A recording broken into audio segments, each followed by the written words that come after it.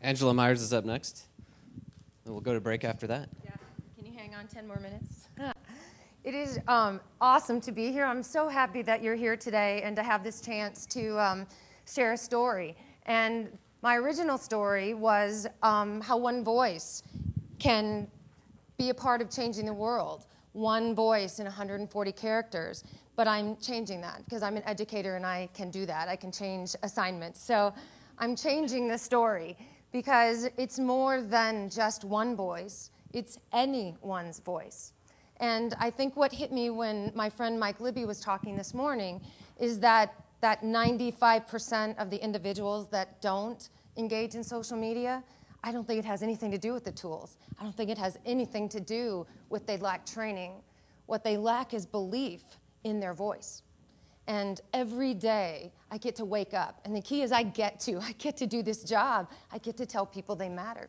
I get to tell 5-year-olds that they matter and that the world is waiting for their voices. And I get to tell grown-ups, bigger than 5-year-olds, that they matter, that they're not just a small business and they're not just a teacher. I hate that word. I want to eradicate that word, just, because you're not just anyone. You are someone. And you are someone that has a contribution that the world needs. And I think that as citizens of this amazing space, with the tools that we have privilege to be a part of, that we have a chance to let someone else know they matter. And a few days ago, I got that chance. I carry my computer everywhere because I call it my baby, even though I do have 2, Abby and Ryan, no offense. But I carry this everywhere. It's my lifeline. And I don't take for granted 1 ounce of anyone's attention. And so I was very excited about this speech that I was able to do to 1,000 educators with the topic of trusting strangers. Because in schools we teach that strangers are bad and that the web is just full of these strangers in their pajamas tweeting at 7 a.m. in the morning, and that we miss out on all these opportunities to be moved and to help someone else know they matter and to matter to them. And so the speech was on trusting strangers, ironically. I didn't realize I'd be living that speech the night before. What added to the excitement is I was able to co-present with a friend of mine, Steve Farber. So it was the first time that we were able to draw a network of business and a network of education together. And I happened to have his presentation on my computer. And I left it on the airplane, literally. I left it on the airplane. And by the time I landed in Chicago and I went through that oh-so-friendly O'Hare airport, and by the time I got to a human being that would help me there,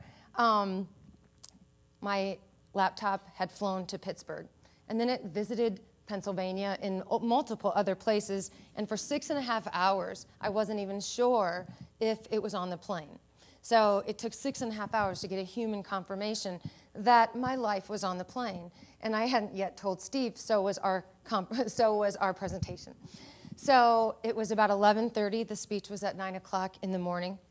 It was about 11:30. I finally got the confirmation from O'Hare that, yes, we do have the computer in our hands. I still didn't know what to do, and it was an hour trip to O'Hare. I was in downtown Chicago. So I said, what is my speech on? Trusting and believing in the best of human beings. I have to live that. I can't stand up in front of 1,000 people and say, oh, I'm saying this, but I don't believe it. So I hailed a cab on Michigan Avenue, and I jumped in the front seat, which kind of freaked the cab driver out. And I grabbed his hand. I got to borrow your hand. I grabbed his hand, and I'm like, you are about to save my life. And he's like, do I need to take you to the hospital? Do I need to take you to the hospital? No, you don't have to take me to the hospital, but you will be saving my life. Here's what you're going to do. You're going to go to O'Hare, and you're going to get my baby. Probably not a good thing to say. He's like, your baby's at O'Hare? I said, no, it's my computer, which is my baby. I call her my baby. And you're going to save it. You're going to go to O'Hare, and you're going to get my computer. You're going to bring it back, and here's why it matters. Because tomorrow I have the chance of a lifetime. I have the chance to bring the business community, the education community together and tell the world that they need to start mattering, to stop all this measuring and obsess about mattering. And the core of my speech is about the need to trust and believe in the best of people, the need to look one another in the eye and turn stranger in a nanosecond to friend. and to prove that that happens every day. So you are my friend, and you're going to save me. So I will see you in an hour. And so he drives off into my sunset, and I go back into the hotel, and the concierge is like, oh, did you get his cab number? I went, shit, I did not get his cab number. They're like, it's okay. Where's his card? Where's the phone number? I go, oh, dang it, I forgot to get that too. And they're like, seriously, lady, you just sent some guy in a cab off to O'Hare to get, okay, good luck with that. I go, nope, I trust this man. I believe in people. I trust him. I looked into his eyes. I held his hand. He will be back here in an hour. And they're like, we'll see that.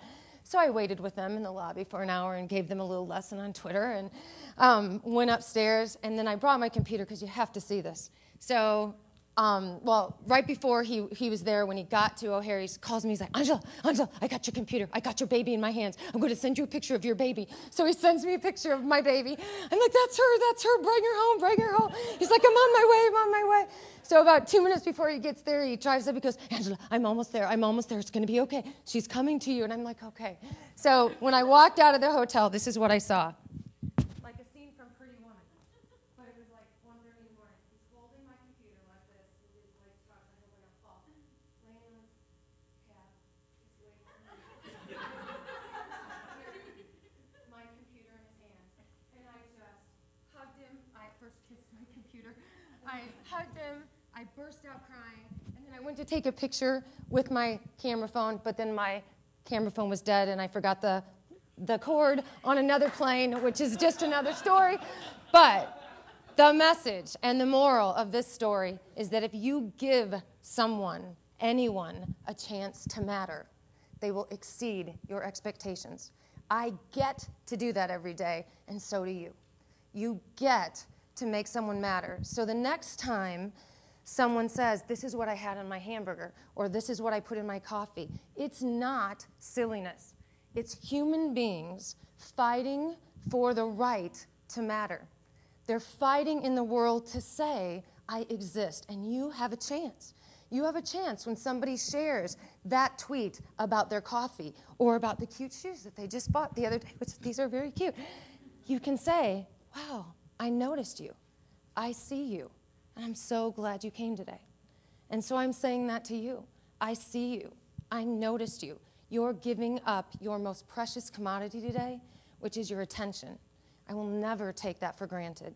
And it is an honor to stand here. It is an honor to share this story. And if I had a picture of my friend, my cab driver, I would show this because he is anybody. He is everybody. And this is our chance to be the kind of world that we deserve and the kind of world that we dream it to be. So you matter. I just want you to know that. I don't know if that was 10 minutes or not. So oh my God, I finished on time. Yeah. That is a miracle. Yes.